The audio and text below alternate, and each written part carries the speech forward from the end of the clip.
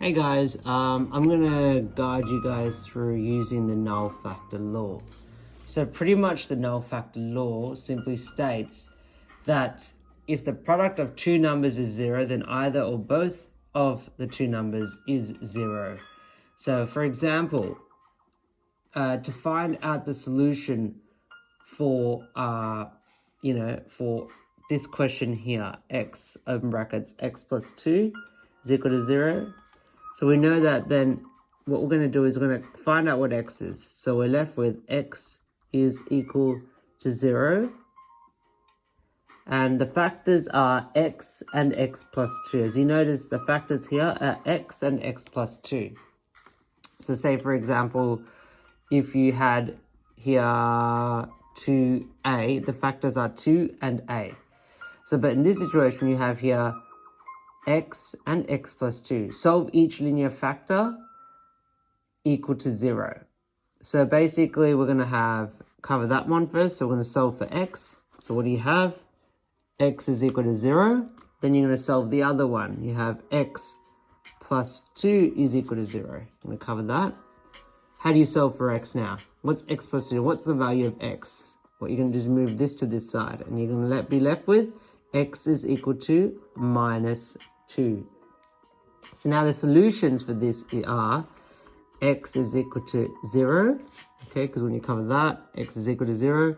And then you're also left with x is equal to minus 2. The next part, solving for this one too, using the null factor law. You're going to first cover this one. What are you left with? X minus 1 is equal to 0. What's the value of x? Move this to this side. X is equal to 1. Now we're going to go to the next part, which is this one. X plus 5 equal to 0. Solve for x. Move this to this side. X is equal to minus 5. So your values for this are x is equal to 1 or x is equal to minus 5. Let's go to this one over here. So you're going to first solve for this linear factor. 2x minus 1 is equal to 0. What are you going to remove first? The 2 or the 1? Negative 1? Or you can remove the negative 1 first. So 2x is equal to positive 1. Now you move the 2 to this side. What's the 2 do to into the x? It's multiplying it. So how do you move it to this side? You divide it. So x is equal to 1 over 2. Now you're going to solve for this linear factor using the null factor law theorem. So you're left with 5x plus 3 is equal to 0. And then you're going to, first, how do you solve for x? You move these two numbers. What are you going to move first? The 3. 5x is equal to 3.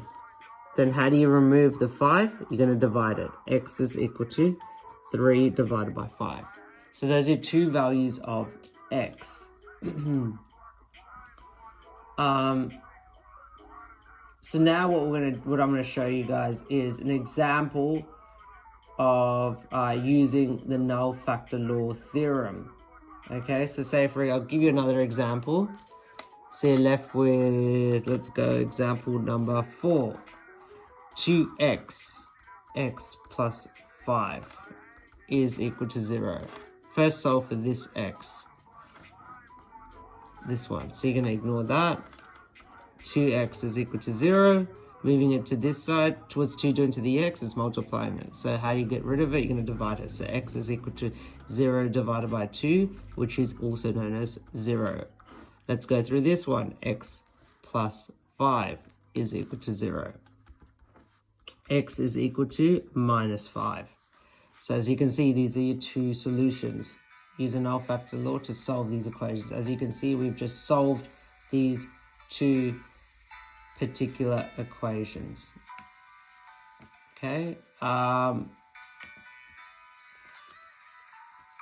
So after this, guys, I'm going to teach you guys how to sketch the quadratic equations and how to plot them. Okay. I'm going to go through another question, okay? It's still using null factor law, okay? So say, for example, you had x squared is equal to 16. How do you solve for x? So what's annoying the x? The squared. So what are you going to do? You're going to square root it on the other side. So x is equal to square root of 16. What are you left with? What are the two values you're left with? X is equal to positive 4 and x is equal to minus 4. Because remember, minus 4 times minus 4 is also equal to positive 16. Let's go through another question. 3x squared is equal to 18. Now what are you going to get rid of? You're going to get rid of the 3. How do you get rid of the 3? You're going to divide it. So x squared is equal to 18 divided by 3.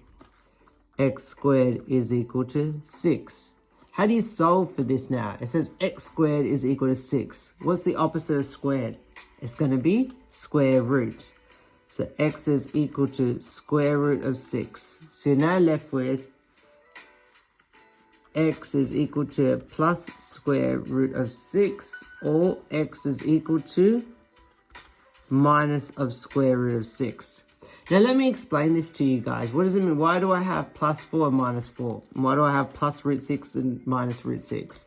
The reason for that is the square root of 16 can also equal to negative 4. Let's try that out. Negative 4 times negative 4 is equal to positive 16. Let's try this out.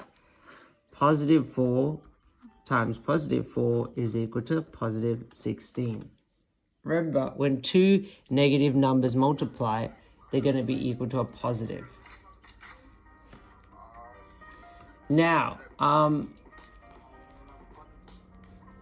after this chapter, I'm going to explain to you guys how to actually plot them. But first, I wanted you to understand quadratic equations and pretty much how to solve them. Okay, so I'm going to still put up a video on YouTube explaining how to sketch them. If you want to have a go at those particular questions and sketching them, then by all means do so.